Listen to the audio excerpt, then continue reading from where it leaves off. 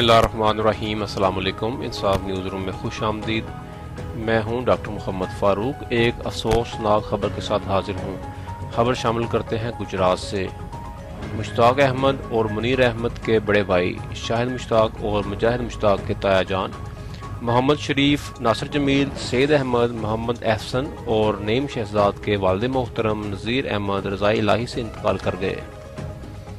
नमाज जनाजा में अजीज़ व अकारब, दोस्त अहबाब, सहाफ़ती, समाजी, सियासी, डॉक्टर्स, असातिज़ा इकराम, कारोबारी शख्सियात समेत अहले इलाका की कसीर तादाद ने शिरकत की।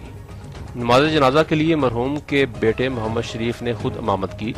बाद अज़ां मरहूम को सैकड़ों सौ गवारों की मौजूदगी में सुपुर्द हक कर दिया गया। खत्म कुल की महफिल के लिए 30 अगस्त 2021 बरोज़ सोमवार दिन 10 बजे दुआ होगी।